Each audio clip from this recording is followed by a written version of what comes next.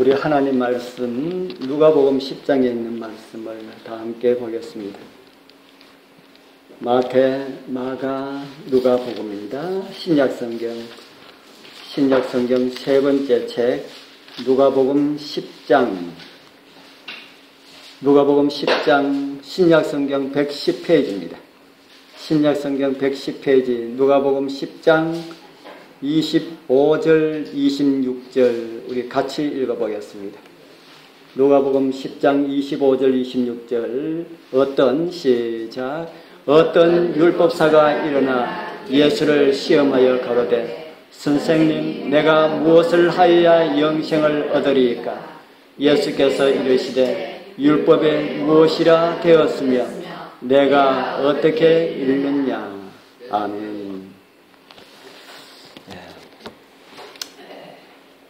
예수님의 재림과 관련된 몇 번의 말씀을 우리 지난번에 나누었습니다. 오늘부터는 얼마의 시간이 주어질지 모르지만은 성경에 기록된 하나님의 율법과 관련된 그런 내용들을 함께 살펴보면서 은혜를 나누고자 합니다. 오늘은 그 첫 번째 시간으로 성경을 어떻게 읽어야 하는가라는 내용을 함께 살펴보려 합니다.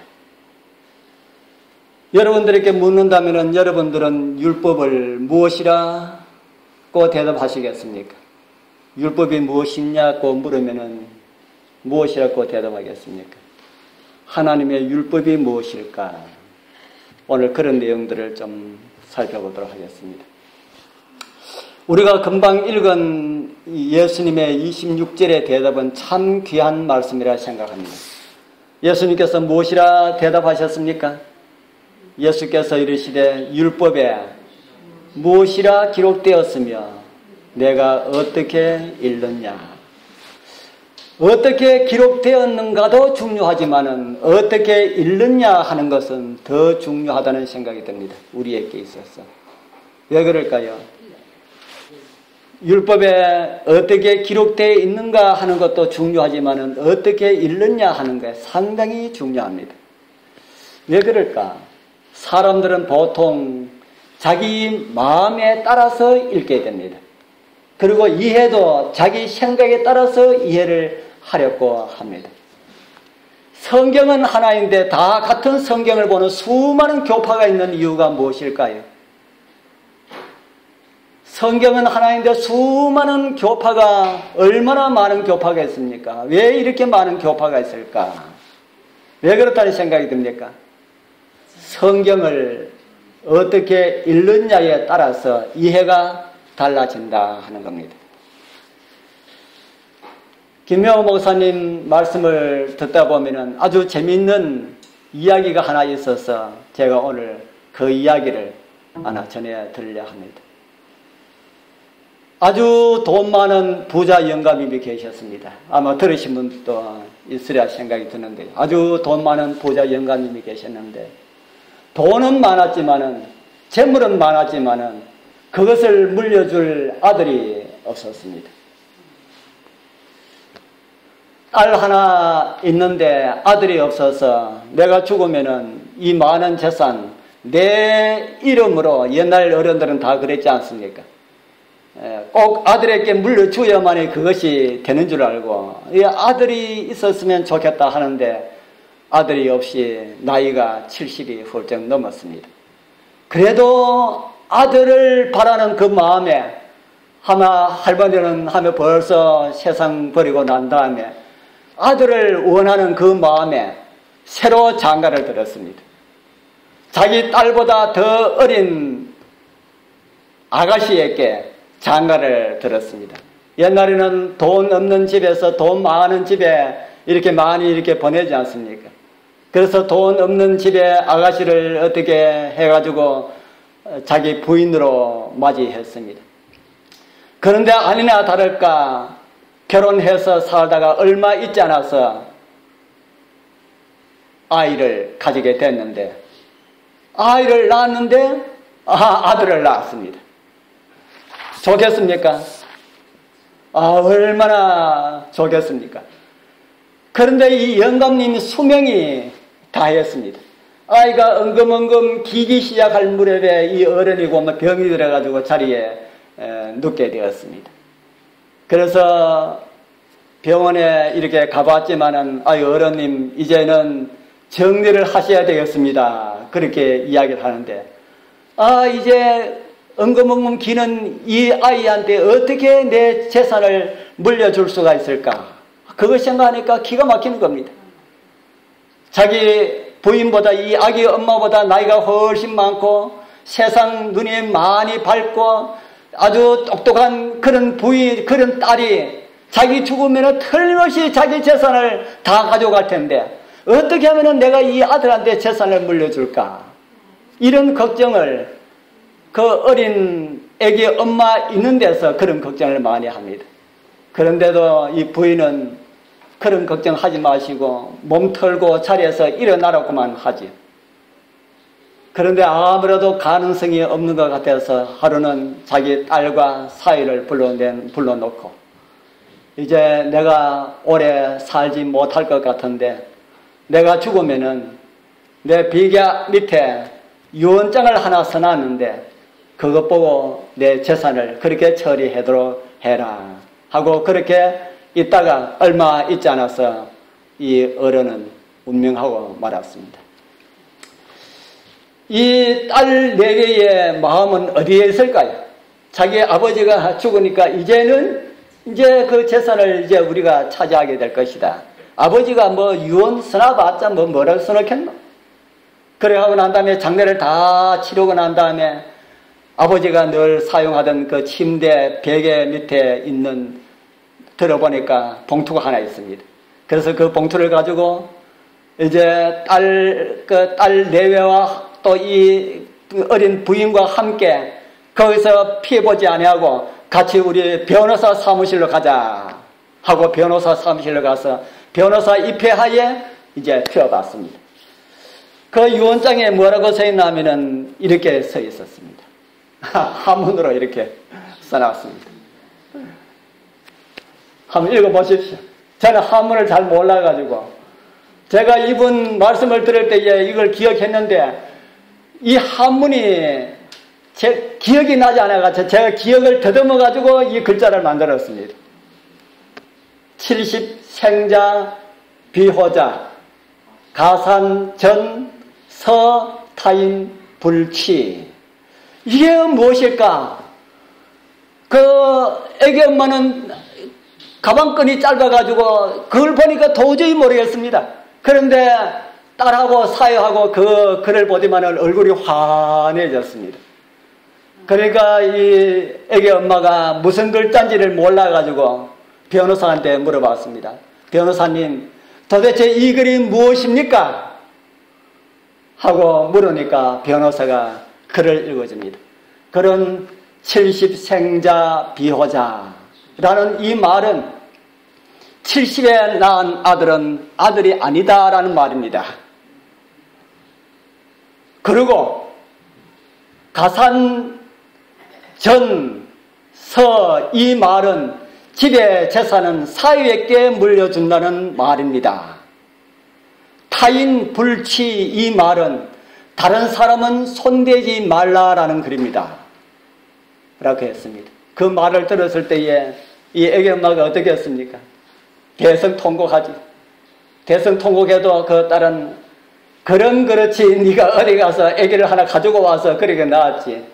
70 넘은 영감님이 무슨 아기를 낳아?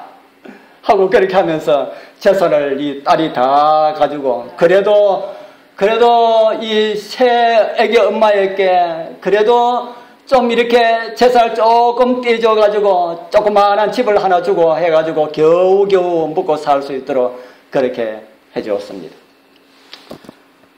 그런데 이 아이가 이제 조금 컸습니다.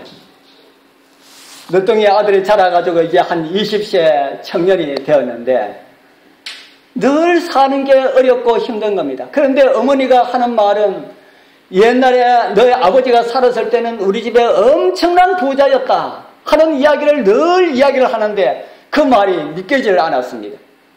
그 엄청난 부자였는데 그 재산을 너 누나가 다 가져갔다 하는 겁니다. 그리고 왜 가져갔나 하니까 그 유언에 그렇게 되어 있어가지고 아버지가 그렇게 드렸다 그렇게 하는 겁니다. 그래서 이 아들이 도저히 믿길 수가 없어가지고 자기 어머니보다 나이가 많은 누님을 찾아갑니다. 찾아가서 누님 도대체 왜 우리한테는 재산을 안 줬습니까? 그 유언장이나 한번 봅시다 하니까 그 누나가 유언장을 잘 간직을 했을까요? 없이 했을까요? 없애면은 이 아들이 오해를 할까 싶어서 유언장을 아주 고이 간직해 놓고 있었습니다. 그래서 이거 봐라. 너 아버지가 재산을 나한테 다 준다고 했다. 이거 봐라. 하니까 아들이 뭐 봤지만은 잘 모르겠어. 내가 이 글을 좀 뺏겨가도 되겠습니까? 하니까 뺏겨가라. 뭐 누나는 나 자신이 있었지. 뺏겨가라. 그래가지고 이 아들이 아주 정성스럽게 70생자, 비호자, 가산전, 서, 타인, 불치 딱 써가지고 적어가지고 그곳에 제일 유명하다고 하는 변호사를 찾아갔습니다. 덕망이 있고 아주 잘한다고 하는 그런 변호사를 찾아가서 제가 참 어렵게 이제 변호사를 찾아왔습니다 하니까 그 뭐냐고 하니까 유언장을 이제 드립니다. 이걸 읽고 좀 해석을 해 주십시오 하니까 이 변호사가 그 유언장을 한번 딱 이래 보더니만은 뭐라고 읽을까요? 이 글자 그대로 읽는 겁니다. 70생자, 비호자, 가산, 전, 서, 타인, 불치. 그러니까 그 말은 무슨 말입니까? 하니까 70생자, 비호자는 70에 난 아들은 내 아들이 아니다라는 말이고 가산, 전, 서라 하는 것은 집의 재산들은 사회에게 다 물려준다는 말이고 타인, 불치라고 하는 말은 타인은 손대지 말라는 이런 말이네. 그 왜 그런가? 하니까 이제 이 아들이 사정 이야기를 하는 겁니다. 우리 아버지가 70 넘어서 절을 나왔습니다.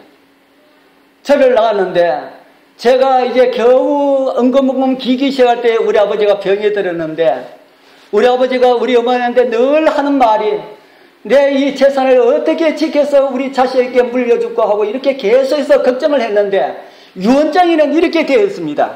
도대체 어떻게 된 일입니까? 했습니다. 그러니까 이 변호사가 그 이야기를 듣고 난 다음에 그래? 다시 한번 보자. 딱 보니까 열심히 다시 본들 글자가 다릅니까? 이 글자입니다. 그런데 글자를 자세히 읽어보고 난 다음에 무릎을 탁 치고 하는 말이 여보게 이 유언장은 모든 재산을 아들에게 준다는 그런 유언장이야. 그러니까 지금 당장 나가서 소송을 걸게나 내가 자네의 모든 재산을 다 찾아 줌세 했습니다. 그리고 이 아들은 소송을 걸었고 재산을 어떻게 했을까요? 재산을 다 돌려받았습니다. 예, 아들한테 다 받았습니다. 예. 어떻게 이런 일이 일어날 수가 있을까요? 유언장에 글자 하나 바꾸지 않았는데 얼마 전까지만 해도 사유에게 상속된다는 그런 글이 어떻게 아들에게 상속된다는 이런 글이 되었을까 하는 겁니다. 왜 그렇게 되었을까요? 예? 왜 그렇게 되었을까? 똑같은 글자인데 처음에 읽을 때는 이 변호사가 사위한테 다 이렇게 넘겨준다라고 그렇게 읽었는데 이 아들의 말을 자세히 듣고 난 다음에 이 글을 보니까 다르게 보였다는 겁니다. 왜 다르게 보였을까요? 왜 다르게 보였을까? 예. 처음에 읽을 때는 그냥 읽었고 두 번째 아들의 이야기를 듣고 읽을 때는 아버지의 마음으로 읽었습니다. 아버지의 마음으로 읽으니까 이 글이 재산을 아들에게 주는 것으로 그렇게 읽혀지더라 하는 겁니다. 이 글이 무엇이 문제일까요? 이 글에 우리가 이해하는 거로는 점을 어디에 찍느냐에 따라서 글의 내용이 완전하게 달라집니다. 제가 두 글을 올려놨습니다. 위에 글은 서 뒤에 점을 찍고 서 뒤에 점을 찍는다는 것은 서 앞에 있는 모든 내용이 한 단락이다 하는 말이지요. 그리고 밑에는 전 뒤에 점을 찍었습니다. 전 앞에 있는 내용들이 한 단락이고 뒤에 있는 내용들이 한 단락이다 하는 겁니다. 그래서 위에 있는 글로 읽으면은 70생자 비호자라고 하는 말은 70에 낳은 아들은 내 아들이 아니다라는 말도 되고 70에 낳은 아들이라고 내 아들이 아닐 수가 있겠느냐라는 말도 된답니다. 그러니까 이 두 말이 그렇게 되는데 그 뒤에 가산전 이렇게 하면은 70에 낳은 내 아들에게 가산을 물려주라라는 말이 되는 것이고 가산전서 하면은 사위에게 재산을 물려주라라는 말이 되는 것입니다. 그래서 점을 밑에 찍으면은 아들에게 물려주는 것이 되는 것이고 위에 찍으면은 사위에게 물려주는 것이 된다 하는 겁니다. 아버지가 어떤 마음으로 이 글을 썼을까? 아버지가 아들에게 물려주기를 원하겠습니까? 사위에게 물려주기를 원하겠습니까? 요즘은 아들이나 사위나 다 똑같아 해가지고 아들한테도 물려주고 사위한테도 물려준다고 합니다. 그런데 한 40년, 50년 전만 하더라도 40년 전, 50년 전만 하더라도 재산을 누구한테 많이 물려줬습니까? 딸은 거의 없었으며 딸은 거의 아들에게 물려주고 딸은 뭐 조금 이렇게 나눠주고 할 그런 정도지 않았습니까? 그래서 그 옛날에 이 변호사가 그냥 보통으로 읽을 때는 그랬지만은 아버지의 마음으로 읽을 때에 그 내용이 완전히 바뀌게 되었다.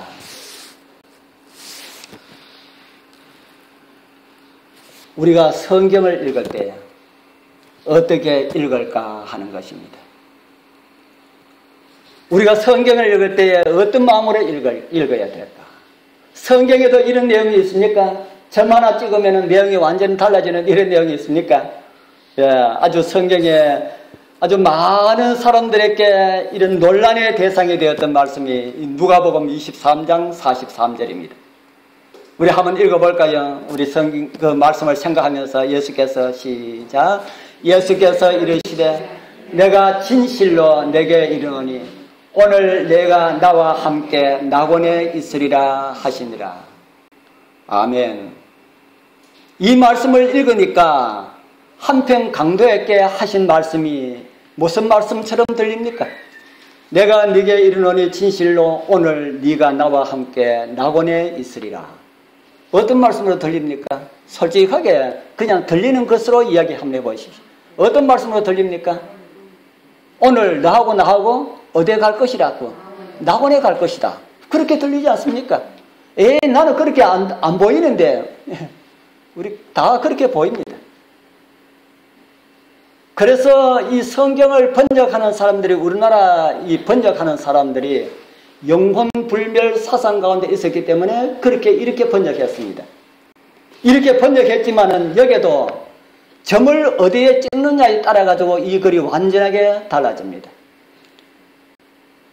여기에 나오는 내용도 네게 이르노니라는 네 뒤에 점을 찍으면은 우리가 읽는 그대로 이해를 하게 되고 여기에 오늘 뒤에 점을 찍으면은 완전하게 다른 글이 된다 하는 겁니다. 자, 오늘 여기에 보면은 네가 나와 함께 낙원에 있으리라 이렇게 했는데 예수님께서 부활하시고 난 다음에 그날 부활하시기 전에 그날 죽으셨을 때에 돌아가셨을 때에 이날이 어느 날 저녁입니까? 어느 날 오후입니까? 금요일날 오후지요. 오늘 그랬으면 금요일날 낙원 아버지 계신 곳에 가야 되지 않습니까? 그런데 예수님께서 아버지 계신 곳에 가셨습니까? 안 가셨습니까? 안 가셨지요. 누구에게 무슨 말을 했습니까? 요한복음 20장 17절에 예수님께서 부활하시어서 마리아가 나타났을 때에 마리아에게 했는 말입니다. 같이 한번 읽어볼까요? 예수께서 시작. 예수께서 이르시되 나를 만지지 말라. 내가 아직 아버지께로 올라가지 못하였노라. 너는 내 형제들에게 가서 이르되 내가 내 아버지 곧 너희 아버지 내 하나님 곧 너희 하나님께로 올라간다 하라 하신대. 예수님께서 언제 아버지께 가셨습니까? 예수님께서 언제 아버지께 가셨습니까? 예수님께서 돌아가시고 난 다음에 금요일 해가 지고 안식일 지나고 일요일 아침에 부활하고 난 다음에 누구를 보고요? 마리아를 만나고 난 다음에 아버지께로 갔습니다. 제가 30대 그때 제가 문수전도를 할 때 장로교회 목사님을 만났습니다. 제가 참 목사님들 참 많이 만났습니다. 목사님들, 전도사님들 참 제가 그런 곳을 가기를 참 좋아했습니다. 주지 스님들도 만나고 그렇게 해서 그런 분들에게 책을 전하면은 그렇게 마음이 더 좋아요. 일반 보통 사람에게 전하는 것보다 목사님이나 이렇게 스님들에게 전하면은 더 이렇게 기분이 이렇게 많이 좋더라고요. 그래서 그런 데 많이 갔는데 저 해평에 그게 지금도 계신지 모르지만은 아마 뭐 안 계시겠죠. 그때만 해도 그분이 연세가 좀 있으신 분이었는데 제가 그분을 목사님을 만나가지고 한참 이야기하다가 목사님 제가 참 성경을 잘 모릅니다.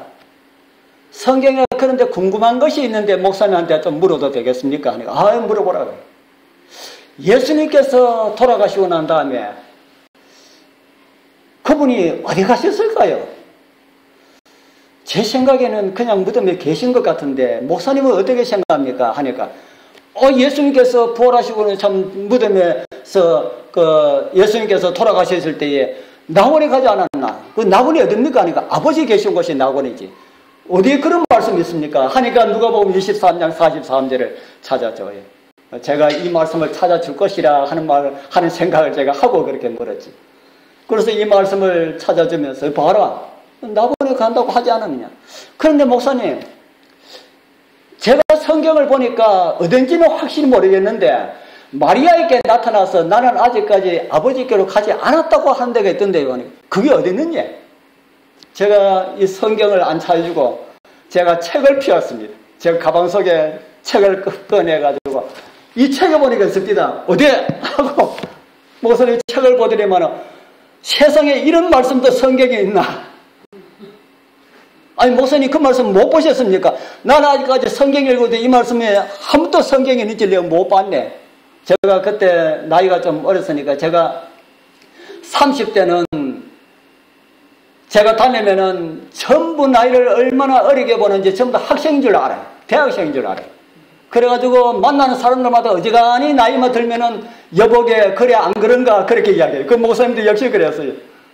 그래서 제가 책을 펴가 그렇게 드리니까 세상에 이런 말씀도 있나 하고 책을 꼭 꺼내고 이 책 나한테 팔게 해 그래요. 그래서 책 팔고 그렇게 나왔습니다. 그래서 그런지 오늘날 장로교에서는 이 낙원을 이제 아버지께서 계신 곳이라고 해석하지 않습니다. 왜냐하면 아버지께로 안 갔다 그러니까 정통 장로교 해석은 그렇지 않은데 일부 많은 장로교의 목사들이 여기 나오는 이 낙원은 아버지 계신 곳이 아니고 아버지께서 계신 곳에 가기 전에 머물러 있는 정류장과 같은 곳이다. 그렇게 이야기합니다. 그런 것도 성경에 있습니까? 하면은 여기 있지 않느냐? 낙원에. 그 낙원이 아버지께서 계신 곳에 가지 않았다 그러니까 영혼들이 중간에 머무는 그런 곳이다. 하고 그렇게 해석을 합니다. 변질된 그런 해석이죠. 이제 아버지께로 가지 않았다는 것을 이제 풀기 위하여서 그런 해석을 한다고 하는 그런 생각이 듭니다. 자, 오늘날 많은 분들이 또 오해하고 있는 부분이 무엇을 오해하고 있나 하면은 율법과 관련된 그런 문제들을 오해를 하고 있습니다. 한쪽에서는 율법이 어떻게 됐다 그럽니까? 율법이 폐지됐다 합니다. 그런데 장감리교회 안에서도 그 의견들이 다 일치하지 못합니다. 어떤 목사들은 율법이 폐지됐다 그러고 어떤 목사들은 폐지되지 않았다고 합니다. 폐지되지 않았다고 하는 분들이 조금 양심적인 분들이지요.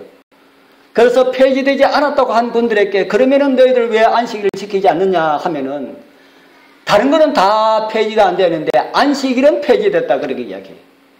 세상에 9개는 그대로 있고 하나가 폐지된 그런 법도 있느냐 하면은 안식일은 주일로 바뀌었다 그렇게 이야기합니다. 그런 성경이 어디 있냐 물으면은 뭐 등등 뭐 여러 성경들을 이렇게 찾아주지. 왜 그들은 그렇게 읽을까? 왜 그렇게 성경은 하나인데 제각기 읽는 이런 일들이 있을까 하는 겁니다. 왜 그럴까요? 누구의 마음으로 읽기 때문에 그럴까요? 내 마음대로 읽기 때문에 그렇습니다. 내 마음대로. 우리는 성경을 읽을 때에 아버지의 마음으로 읽자. 우리 여러분들 아버지의 마음으로 읽게 되길 바랍니다.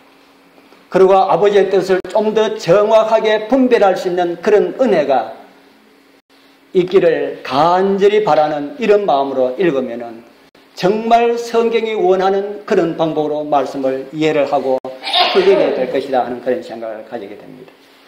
율법에 관한 내용도 어떻게 읽느냐에 따라서 이해가 달라진다. 그거는 바른 것이 아니죠. 어떻게 읽느냐에 따라서 이렇게도 해석이 될 수 있고 저렇게도 해석이 될 수 있다는 것은 이거는 바람직한 것이 아닙니다. 우리 말씀을 통하여서 율법에 대한 바른 이해가 말씀을 사랑하시는 우리 여러분들과 함께하길 소원합니다. 그러면 성경이 말하는 이 율법은 무엇일까요? 우리가 율법을 어떻게 읽어야 할까? 먼저 율법이 무엇인지 신학적인 방법이 아닌 순수 아버지의 마음으로 한번 이해를 한번 해보려고 합니다. 우리 여러분들은 율법이 무엇이라는 생각이 듭니까? 하나님의 율법이 우리 체계적으로 배운 어떤 그런 신학적인 이런 거 말고 그냥 여러분들 그냥 순수한 여러분들 생각에 하나님께서 나에게 성경을 통해서 가르쳐 주시는 그런 마음으로 하나님의 마음으로 성경을 읽는다면 율법이 무엇이라고 이해를 할 수가 있을까? 예? 예, 사랑. 예, 또요. 예? 하나님의 품성. 아, 참, 그래서 역시 제7일 예수연교회 성도들은 참 대단합니다. 예, 맞습니다. 성경의 율법에 대해서 좀 이해를 할 수 있는 이런 말씀이 있습니다. 호세아 8장 12절 우리 같이 한번 읽어볼까요? 시작. 내가 저를 위하여 내 율법을 만가지로 기록하였으나 저희가 관계없는 것으로 여기도다. 내가는 누굽니까? 내가는 누굽니까? 내가는 하나님이시죠. 너는 누굽니까? 너는 이스라엘 백성들, 또 오늘날 우리 모든 하나님의 백성들.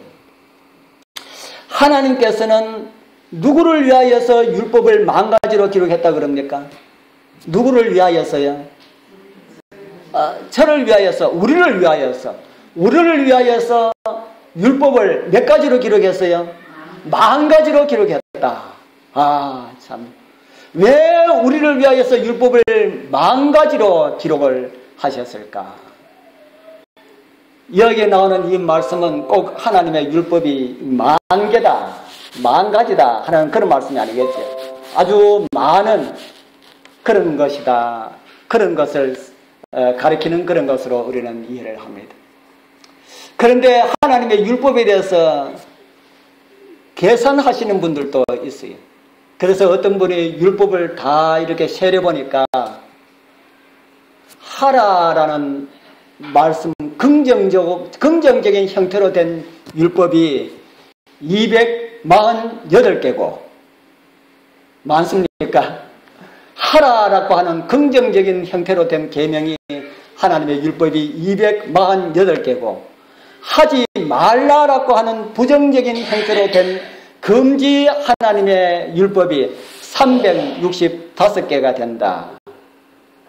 그렇게 사람들이, 신학자들이 그렇게 분류를 합니다. 여기에 또 신학적인 의미를 또 덧붙이기로는 하라고 한 248개의 숫자는 우리의 몸을 이루고 있는 부분과 일치한다. 그렇게 말하고 있고요. 하지 말라고 한 365개는 뭐하고 같습니까? 예? 1년 365일하고 같다. 그래서 우리의 몸이 각 부분이 365일 동안 명심하고 지켜야 할, 마음에 두어야 할 그런 내용들이다 하고 그렇게 신학자들이 그렇게 주장을 하고 있습니다. 그래서 합 613개다 합니다. 신학자들이 성경에 기록된, 구약에 기록된 율법들을 전부 다 뽑아보니까 이렇게 많더라. 왜 이렇게 많은 율법들을 주셨을까? 몇 개도 외우기 힘든데요. 몇 개도 외우기 힘듭니까? 하나님의 이렇게 계명을 딱 모아놓은 계명이 몇 개입니까? 10계명. 우리 여러분들 10계명 다 외웁니까? 뭐 10계명 외우신 분들도 있지만 못 외우신 분들도 많이 있을 겁니다. 그 10가지 계명도 다 못 외우는데 613개나 되는 이걸 어떻게 다 암기할까? 암기 안 해도 괜찮습니다. 우리나라 헌법, 여러분들 헌법 다 아십니까? 헌법 다 아십니까? 모르잖아요. 모르는데 우리 여러분들 헌법을 지금 어기고 있습니까? 지키고 있습니까? 지키고 있는 거죠. 몰라도 뭐 안 하면은 헌법을 지키는 겁니까? 몰라도 나쁜 짓 안 하면은 헌법을 지키고 있는 겁니다. 이와 마찬가지로 하나님께서 우리에게 수많은 율법을 주셨지만은 그거 다 우리 몰라도 하나님의 은혜에 감사하면서 바르게 살아가면은 우리의 삶을 통하여서 율법을 다 지키고 있다 하는 것이죠. 그런데 이 많은 율법들을 호세아를 통해서 말씀하시기를 왜 주셨다 그럽니까?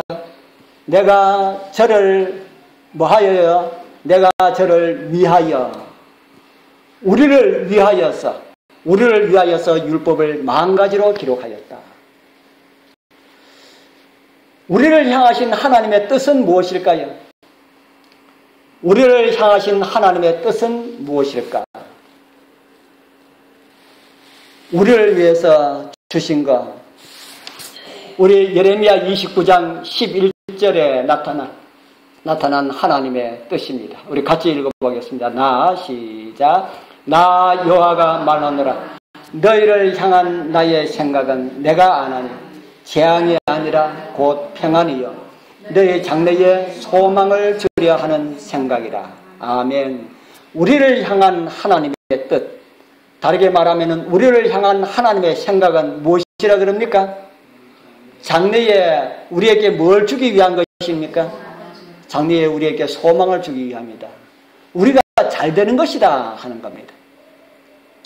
예수님 재림하실 때에 영원한 생명으로 들어가게 하시는 것이 우리 하나님의, 우리를 향하신 하나님의 뜻이다 하는 겁니다. 저와 여러분들이 멸망하지 않고 영원한 영생을 얻는 것이 우리 하나님의 뜻이다 하는 것입니다. 부모가 자식에게 바라는 소망은 무엇일까요? 우리 여러분들 자식에게 바라는 소망이 어떤 소망을 가지고 있습니까? 아이고 우리 자식들 뭐 살든지 못 살든지 뭐 집 팔자지 뭐 잘 살면 조금 좋고 뭐 못 살아도 할 수 없고 뭐 그렇게 생각하시는 분 있습니까? 아무도 없지요. 자식이 아무리 말 안 듣는 그런 자식이 있다 할지라도 어떻게 되기를 바라는 것이 부모의 마음입니까? 잘 되기를 바라는 것. 예, 자식이 말 안 듣고 골치 아프게 이웃에게 욕을 먹게 하고 이런 아들이 있다 할지라도 다른 사람들은 다 손가락질을 해도 누구만큼은 손가락질 안 해요? 부모만큼은 지금은 그래도 언젠가는 하나님께서 나의 기도를 들어주시고 저 아들이 정말 착하게 잘 살 수 있는 이런 날이 올 것이야. 그 자식에게 바라는 부모의 소망은 늘 그렇습니다. 그래서 우리 자식에게 이야기를 많이 합니까? 부모가? 요즘은 이야기 많이 하면은 더 안 들을까 싶어서 이야기를 많이 안 하시는 분도 있습니다만 그것도 자식을 위해서 그렇지 않습니까? 그래도 전혀 하지 않으면은 자식이 잃어버림을 당할 것 같아서 또 계속해서 이야기를 합니다. 할 수만 있으면은 자녀들이 반감을 사지 않는 이런 범위 안에서 이야기를 하고 또 이야기하면은 잔소리 한다 싶을까 싶어서 교회에 관련된 책을 아들 잘 보는데 살못시 이렇게 갖다 놓기도 하고 여러분들 그러셨습니까? 저도 아이들 학교 다닐 때에 그렇게 많이 했었습니다. 그래서 다 그렇게 하리라 그렇게 생각하고 제가 하는 겁니다. 아이들 구원을 위하여서 내가 할 수 있는 것은 다 하려고 하는 것이 부모의 마음이다 하는 겁니다. 우리 하나님도 그렇게 하실까요? 하나님도 그렇게 하실까요? 하나님은 우리보다 사랑이 더 큽니까? 우리보다 사랑이 좀 적습니까? 하나님은 우리보다 사랑이 훨씬 더 큰 그런 많으신 그런 분이시죠.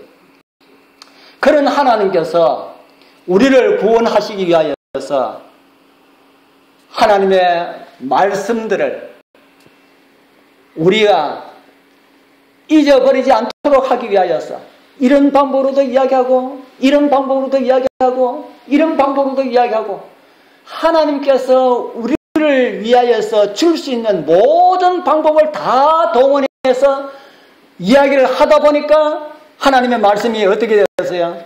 이렇게 많은 겁니다. 이 66권 이렇게 많은 겁니다. 이야기 조금 이렇게 하고 이거보다 이렇게 하는 것이 또 안 낫을까? 그런데 또 사람이 또 저쪽 길로 간단 말입니다. 그러면 또 저쪽에서 또 이해할 수 있도록 이렇게 하고 하다 보니까 성경이 이렇게 두껍게 되었습니다. 그래서 이 성경에 나타난 이 모든 내용을 다 통틀어 가지고 다 그것을 가지고 하나님의 율법이다 그렇게 이야기합니다. 그래서 그 율법서를 우리가 다르게 이야기하면 이 성경이 다 하나님의 율법서입니다. 그래서 저는 이 율법을 표현하기로 아까 이제 우리 한 분은 사랑이라 했고 한 분은 하나님의 품성이라 그렇게 이야기했죠. 예, 맞습니다. 저는 율법을 표현하기를 우리를 구원하기 위해서 나타나신 하나님의 마음이다. 저는 그렇게 표현을 하기를 원합니다. 하나님의 마음이 뭐로 나타났습니까? 율법으로 나타났다. 우리를 구원하기 위한 하나님의 마음이. 그래서 하나님의 율법을 누가 가장 싫어할까요? 제일 싫어하는 존재가 누굴까요? 예, 사탄입니다. 왜 싫어할까요? 사탄이 왜 율법을 싫어할까요? 율법에 뭐가 나타나 있기 때문에요? 하나님의 마음이, 하나님의 사랑이, 하나님의 품성이 그것이 나타나 있기 때문에 사탄이 가장 싫어한다 하는 겁니다. 우리 집에 아이들 잘못되는 걸 누가 가장 원할까요? 사탄 말고 또 싫어하는 사람이 만약에 있다면 누굴까요? 우리를 가장 싫어하는 사람이 싫어하지 않을까 하는 생각이 듭니다. 하나님을 싫어하는 이 사탄이 하나님의 백성들이 잘 되는 것까지 사탄은 싫어한다 하는 겁니다. 그래서 우리도 성경을 읽을 때에 그냥 읽으면 안 됩니다. 왜냐하면 사탄이 자꾸 성경을 곡해하도록 그렇게 만들기 때문에 그렇다는 겁니다. 그래서 성경을 읽을 때마다 누구의 마음으로 우리도 읽어야 되겠습니까? 예, 아버지의 마음으로. 오, 하늘에 계신 아버지이시여, 오늘 제가 성경을 읽습니다. 저의 눈으로 보지 않게 하시고 아버지의 눈으로 볼 수 있도록 해 주옵소서. 성령께서 깨닫기를 원하는 그런 방향으로 깨닫게 해 주옵소서. 이렇게 우리는 기도하고 성경을 읽으시면 더 큰 유익이 있으리라 하는 그런 생각이 듭니다. 아버지의 마음으로 읽을 때 그때만이 아까 그 똑같은 글을 그린데도 아버지의 마음으로 읽는 거하고 그냥 읽는 거하고 완전히 다른 차이가 난 것처럼 성경도 우리 아버지의 마음으로 읽을 때에 가장 바르게 깨달을 수가 있다 하는 겁니다. 이제 율법 문제를 앞으로 얼마의 시간이 갈지 모르지만 함께 할 때마다 율법 속에 나타난 우리 하나님의 마음을 깨닫고 율법을 통해서 나타난 하나님의 뜻을 따라서 하나님을 바르게 섬기시는 그런 은혜가 우리 모두와 함께하기를 축복합니다.